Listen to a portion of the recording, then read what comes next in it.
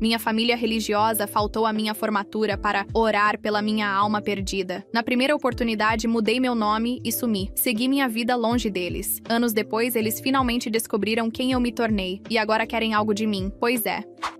Cresci no interior do Tennessee, numa daquelas cidadezinhas onde todo mundo conhece todo mundo e a igreja é o centro de absolutamente tudo. Minha família sempre foi profundamente religiosa, do tipo que transforma qualquer coisa em pecado. Assistir certos filmes era pecado. Ouvir música secular era pecado. Questionar qualquer coisa que o pastor dissesse era praticamente uma passagem direta para o inferno. Desde pequena, eu sempre fui diferente dos meus irmãos. Tinha 2 irmãos mais velhos, e desde cedo ficou claro que eu era a ovelha negra da família.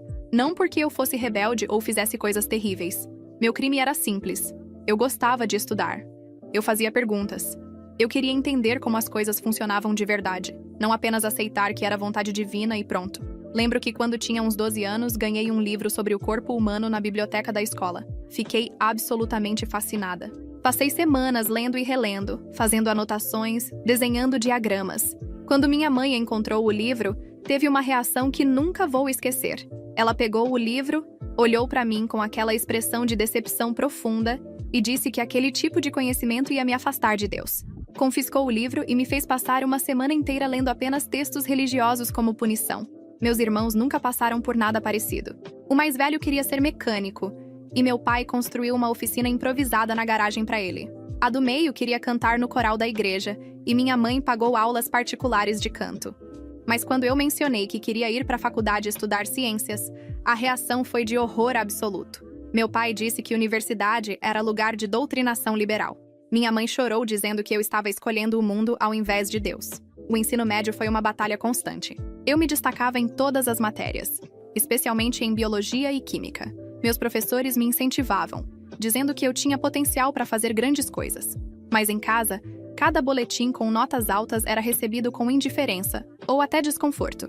Era como se meu sucesso acadêmico fosse uma afronta pessoal à família. Quando cheguei ao último ano, comecei a pesquisar sobre bolsas de estudo. Fazia isso escondida, na biblioteca da escola, porque sabia que se minha família descobrisse, tentariam me impedir. Passei meses preenchendo formulários, escrevendo redações, juntando documentos. Foi um dos períodos mais solitários da minha vida. Eu estava lutando por um sonho que ninguém ao meu redor validava ou apoiava. Então, aconteceu o impossível. Recebi uma carta da Universidade de Washington me oferecendo uma bolsa integral para o curso de Biologia Molecular. Integral mesmo, cobrindo tudo. Mensalidade, moradia, alimentação, livros. Era a chance da minha vida. Lembro de ter aberto aquela carta na biblioteca e ter começado a chorar ali mesmo, sentada entre as estantes de livros. Quando contei para minha família, a reação foi ainda pior do que eu imaginava. Meu pai disse que eu estava sendo orgulhosa e que orgulho era pecado. Minha mãe disse que Seattle era uma cidade cheia de pecadores e que eu ia me perder lá. Eles tentaram me convencer a recusar a bolsa e ficar na cidade. Talvez arranjar um emprego na loja de ferragens ou ajudar na igreja. Mas pela primeira vez na vida, eu disse não. Avisei que ia aceitar a bolsa e que ia embora em agosto. A tensão em casa se tornou insuportável depois disso. Meus pais mal falavam comigo. Meus irmãos me tratavam como se eu já tivesse morrido. Na igreja, as pessoas me olhavam com pena, como se eu estivesse fazendo a pior escolha da minha vida. Fui embora no final de agosto, 2 semanas antes do início das aulas. A despedida foi fria e breve. Minha mãe me abraçou rapidamente e disse que ia orar por mim. Meu pai apenas acenou da varanda. Meus irmãos nem apareceram. Peguei minhas 2 malas, entrei no ônibus e chorei durante quilômetros e quilômetros. A universidade foi uma revelação. Pela primeira vez na vida, eu estava cercada de pessoas que valorizavam conhecimento, que faziam perguntas, que queriam entender o mundo. Meus professores eram incríveis. Eu tinha acesso a laboratórios de última geração, bibliotecas enormes, recursos que eu nem sabia que existiam. Fiz amigos que compartilhavam minha paixão pela ciência. Era como se eu tivesse vivido sufocada a vida inteira e finalmente pudesse respirar. Durante os primeiros anos, ainda mantinha contato com minha família. Ligava toda semana, enviava fotos, contava sobre minhas descobertas. Mas as conversas eram sempre as mesmas. Minha mãe perguntava se eu tinha encontrado uma igreja em Seattle. Meu pai perguntava quando eu ia desistir dessa loucura e voltar para casa. Meus irmãos raramente atendiam minhas ligações. Mas eu persistia porque, no fundo, ainda tinha a esperança de que eles poderiam se orgulhar de mim algum dia. que quando vissem meu sucesso, entenderiam que eu tinha feito a escolha certa, que o amor deles era maior que a religiosidade extrema. No meu terceiro ano, comecei a trabalhar num laboratório de pesquisa focado em doenças genéticas raras. Era um trabalho fascinante, e eu estava contribuindo para algo que poderia realmente ajudar pessoas. Também comecei a publicar artigos em revistas científicas. Pequenas contribuições no começo, mas era meu nome ali, impresso, reconhecido pela comunidade acadêmica. Quando chegou meu último ano, eu estava no topo da minha turma. Tinha ofertas de programas de mestrado em várias universidades. Tinha ganhado prêmios acadêmicos. E, finalmente, estava prestes a me formar com honras em biologia molecular. A formatura estava marcada para um sábado de junho. Comecei a avisar minha família com 6 meses de antecedência. Enviei o convite formal pelo correio. Mandei e-mails com detalhes sobre a cerimônia, sobre onde se hospedar, sobre as atividades da semana de formatura. Liguei várias vezes reforçando o convite e dizendo o quanto seria importante ter eles lá. As respostas eram sempre evasivas. Minha mãe dizia que ia ver se conseguiam se organizar. Meu pai dizia que junho era um mês complicado na loja. Meus irmãos simplesmente não respondiam. Mas eu continuava insistindo porque aquilo era importante para mim. Era o momento que provaria que todo o sacrifício tinha valido a pena. Um mês antes da formatura, liguei de novo. Dessa vez, a conversa foi diferente. Minha mãe estava estranha, hesitante. Disse que eles estavam orando sobre o assunto e que ainda não tinham uma resposta definitiva. Orando sobre ir na minha formatura, como se fosse uma decisão que precisasse de intervenção divina. 3 semanas antes, liguei novamente. Meu pai atendeu e foi direto. Disse que eles estavam preocupados comigo, que eu tinha me afastado muito da fé, que a universidade tinha me mudado. Disse que eu não ia mais à igreja, não lia mais a Bíblia, tinha me envolvido com estudos que questionavam a criação divina. Eu tentei explicar que ciência e fé não precisavam ser opostas, que eu apenas estava estudando como o mundo funcionava, mas ele não quis ouvir. 2 semanas antes da formatura, recebi uma mensagem da minha mãe. Não foi uma ligação, foi uma mensagem de texto mesmo.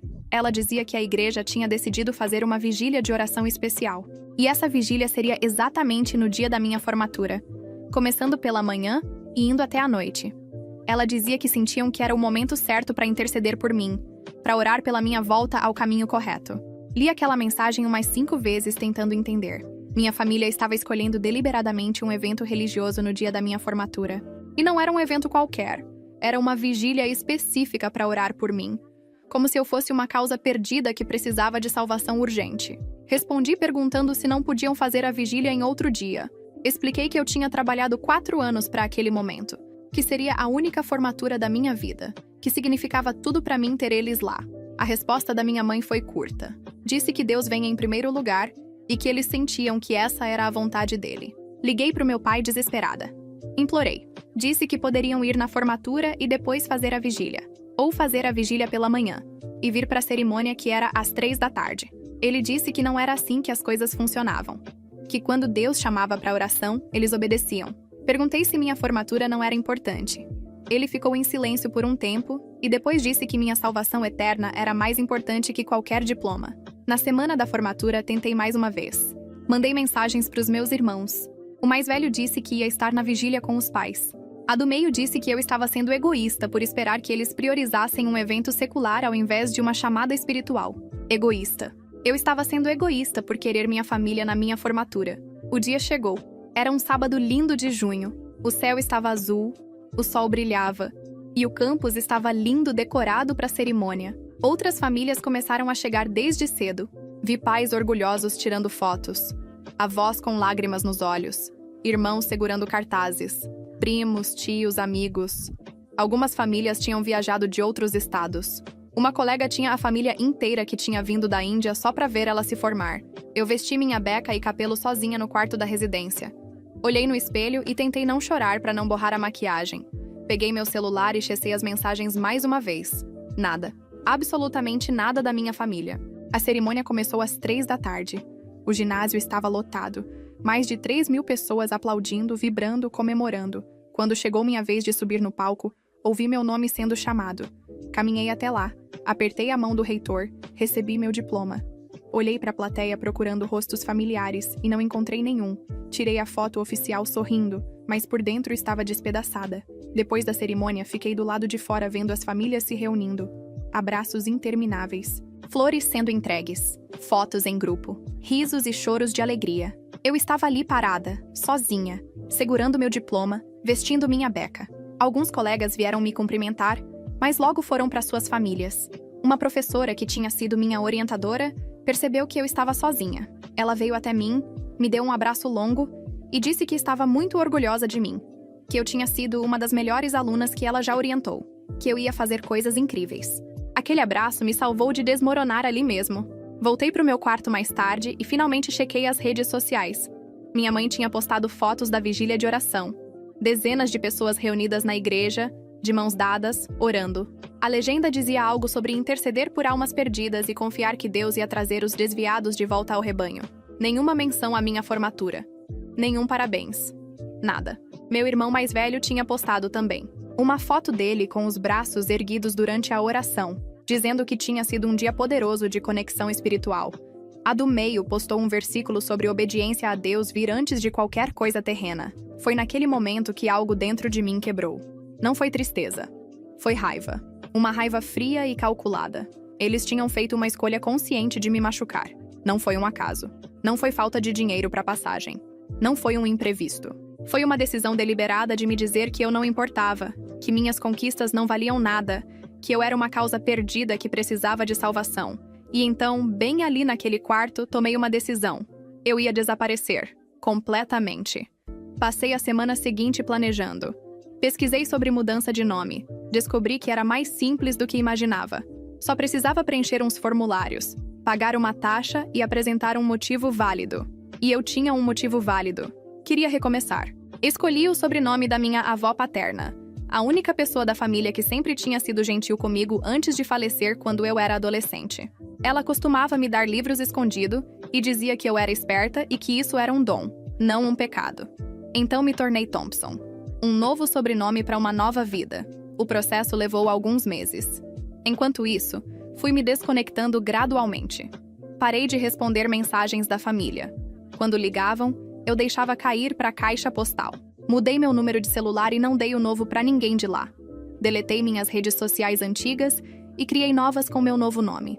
Bloqueei todos eles em tudo: e-mail, telefone, todas as plataformas. Apaguei fotos antigas. Removi qualquer rastro que pudesse me conectar àquela vida. Foi como se eu estivesse apagando uma versão de mim mesma que não existia mais. No começo, eles tentaram me encontrar. Minha mãe ligou para as minhas antigas colegas de quarto. Meu pai entrou em contato com a universidade pedindo informações, mas eu já tinha pedido para bloquearem qualquer contato não autorizado. Depois de alguns meses, as tentativas pararam. Aceitei uma posição num programa de pesquisa em Denver, Colorado. Era uma oportunidade incrível numa empresa de biotecnologia que trabalhava com terapias genéticas. Empacotei minha vida inteira em algumas caixas e me mudei para o outro lado do país. Denver foi um recomeço completo. Ninguém ali sabia da minha história. Ninguém sabia de onde eu vinha ou o que eu tinha deixado para trás. Eu era apenas uma cientista jovem e talentosa, começando uma carreira promissora. E pela primeira vez na vida, isso era suficiente. O trabalho era desafiador e estimulante. Eu estava trabalhando com uma equipe incrível em projetos que realmente importavam. Publicávamos artigos, apresentávamos em conferências, fazíamos descobertas que poderiam mudar vidas. E o melhor, eu era valorizada. Meus colegas respeitavam minha opinião. Meus chefes reconheciam meu trabalho. Eu recebia promoções baseadas em mérito, não em quem eu conhecia ou em qual igreja eu frequentava. Fiz amizades reais pela primeira vez. Pessoas que me convidavam para jantar, que se importavam em saber como tinha sido meu dia, que comemoravam minhas conquistas comigo.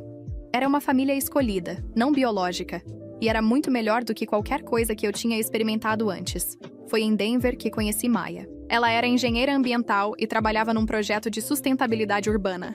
Nos conhecemos num evento de networking para profissionais de STEM e conversamos por horas sobre ciência, sobre vida, sobre sonhos.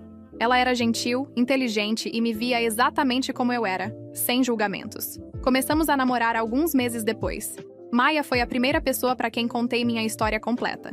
Sobre a família religiosa, sobre a formatura, sobre ter mudado meu nome e desaparecido. Ela me ouviu sem interromper, e depois apenas me abraçou e disse que eu tinha sido incrivelmente corajosa. Com Maya, experimentei pela primeira vez o que era ter alguém que realmente aparecia por mim. Ela estava lá em cada apresentação que eu fazia. Comemorava cada artigo publicado. Me consolava quando experimentos falhavam. Me incentivava quando eu duvidava de mim mesma. Era o tipo de apoio que eu tinha desejado da minha família a vida inteira. Os anos passaram e minha carreira decolou. Liderei pesquisas importantes sobre doenças genéticas raras. Ganhei prêmios na minha área. Fui convidada para falar em conferências internacionais. Meu nome começou a aparecer em publicações científicas importantes. Eu estava construindo uma reputação sólida na comunidade científica. 5 anos depois de ter me mudado para Denver, algo inesperado aconteceu.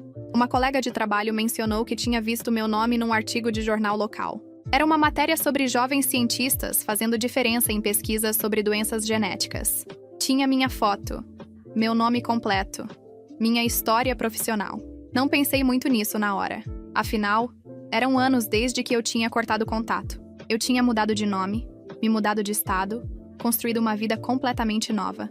As chances de alguém da minha antiga vida me encontrar pareciam mínimas, mas eu subestimei a determinação deles.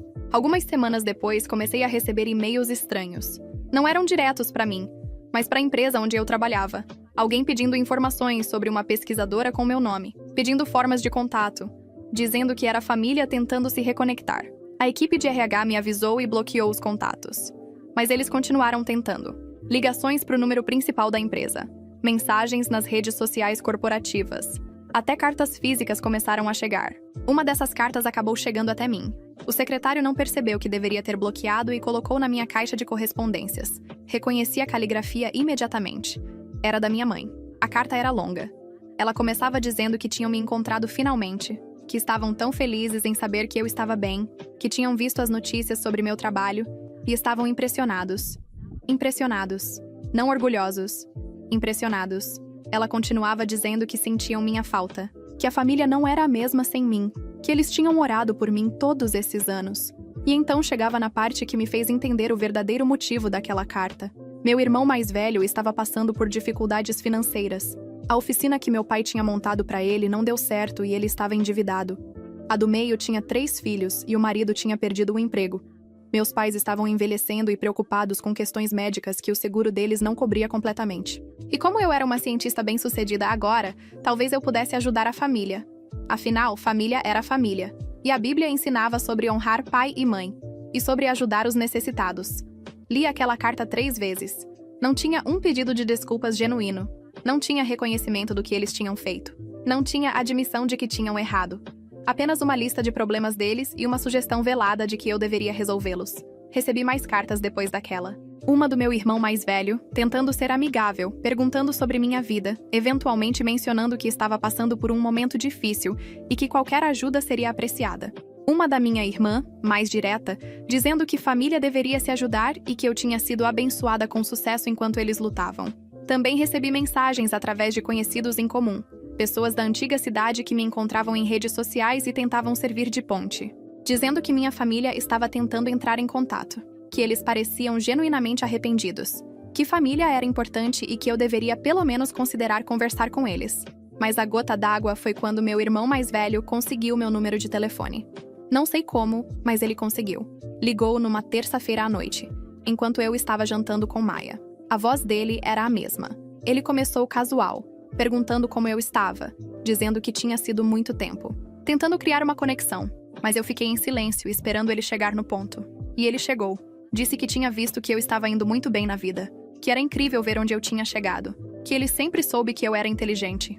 Mentira. Ele nunca tinha dito isso. Nunca tinha me apoiado em nada. Então ele começou a falar sobre a situação dele, sobre como as coisas estavam difíceis, sobre como a família toda estava passando por dificuldades. E que, já que eu estava bem estabelecida, talvez eu pudesse considerar ajudar um pouco. Não muito. Só o suficiente para tirar eles de alguns apuros. Perguntei se ele se lembrava da minha formatura. Silêncio do outro lado. Então disse que aquilo tinha sido há anos e que talvez fosse hora de superar. Superar. Como se fosse algo pequeno. Como se não tivesse sido um dos piores dias da minha vida. Perguntei se ele se lembrava de ter me chamado de egoísta quando pedi para ele ir na minha formatura. Mais silêncio. Então ele tentou mudar de assunto, dizendo que todos cometem erros e que Deus ensina sobre perdão. Foi quando eu disse, com uma calma que me surpreendeu, que eu perdoava eles, que eu tinha feito as pazes com o passado, mas que perdoar não significava esquecer ou permitir que eles voltassem para minha vida. que eu tinha construído algo novo e bom longe deles e que não tinha intenção de mudar isso. Ele tentou argumentar. Disse que família era para sempre, que sangue era mais importante que qualquer mágoa, que eles precisavam de mim. Respondi que quando eu precisei deles, quando implorei para estarem presentes num dos dias mais importantes da minha vida, eles escolheram orar contra mim ao invés de por mim, que agora era tarde demais. Desliguei o telefone e bloqueei o número. Maia me abraçou e eu finalmente deixei as lágrimas saírem. Não eram lágrimas de arrependimento. Eram lágrimas de alívio. Porque eu finalmente tinha dito tudo o que precisava dizer. Depois daquela ligação, as tentativas de contato se intensificaram por um tempo. Mais cartas, mais mensagens através de terceiros. Até uma prima distante que eu mal conhecia me adicionou no LinkedIn, tentando iniciar uma conversa. Mas eu mantive meus limites. Bloqueei todos eles. Não respondi nenhuma mensagem. Não aceitei nenhum pedido de conexão. Porque eu tinha aprendido algo importante nesses anos todos. Eu não devia nada a eles. Eles tinham tido inúmeras chances de fazer parte da minha vida. Podiam ter ido na minha formatura. Podiam ter me apoiado desde o começo. Podiam ter escolhido amor ao invés de julgamento. Mas não fizeram. E agora que eu estava bem-sucedida, queriam colher os benefícios sem ter plantado nada. A verdade é que eles nunca se importaram com quem eu era. Só se importavam com o que eu podia fazer por eles. Quando eu era apenas uma adolescente com sonhos grandes, eu não valia a pena. Mas agora que eu era uma cientista premiada com uma carreira sólida, de repente eu era importante. O que eles não entendiam era que eu não era mais aquela garota desesperada por aprovação deles. Eu não precisava mais que eles validassem minhas escolhas ou reconhecessem meu valor. Eu tinha encontrado pessoas que faziam isso naturalmente, sem precisar de nada em troca. Hoje tenho 32 anos. Moro numa casa linda em Denver com Maia e nossa cachorra. Tenho uma carreira que me realiza e me desafia todos os dias. Publico pesquisas que ajudam pessoas reais com doenças reais. Sou respeitada na minha área e convidada para palestrar em universidades do mundo todo. Tenho amigos que são minha verdadeira família, que aparecem nos meus aniversários, que vibram com minhas conquistas, que me apoiam nos momentos difíceis, que estão lá não porque são obrigados por laços de sangue, mas porque escolhem estar. Maia me pediu em casamento no ano passado e eu disse sim sem hesitar. Vamos casar no próximo outono, numa cerimônia pequena e íntima com as pessoas que realmente importam. Não haverá convites enviados para o Tennessee. Não haverá lugares vazios reservados para a família que escolheu não aparecer quando importava. Às vezes ainda penso naquele dia da formatura. Ainda dói quando lembro de estar sozinha no meio de milhares de famílias felizes. Mas essa dor me ensinou algo valioso. Eu sou forte o suficiente para caminhar sozinha quando necessário. E que vale mais ter poucas pessoas genuínas do que muitas pessoas que só aparecem quando é conveniente para elas. Minha família descobriu onde eu estava. Descobriu quem eu me tornei. Descobriu que a filha que eles descartaram como perdida tinha encontrado um caminho melhor do que qualquer coisa que eles pudessem ter imaginado. E agora querem fazer parte disso, mas nos termos deles, com as condições deles, sem nunca admitir que erraram. Mas eu não preciso mais da aprovação deles. Não preciso mais que eles reconheçam meu valor, porque eu já sei quem eu sou e do que sou capaz. E construí uma vida onde sou amada e valorizada exatamente como sou. Então, quando eles finalmente me encontraram, perceberam algo que nunca imaginaram, que eu não estava perdida. Nunca estive. Eu tinha apenas me livrado de pessoas que me faziam sentir assim. E agora, cercada de amor real e conquistas reais, estou mais encontrada do que jamais estive quando fazia parte daquela família. Eles podem continuar orando pela minha alma se quiserem, mas não vão mais fazer parte da minha vida, porque algumas pontes não merecem ser reconstruídas. E alguns finais felizes não incluem as pessoas que fizeram de tudo para impedir que você os alcançasse. E você, se estivesse no lugar dela, o que faria diferente? Deixe seu comentário.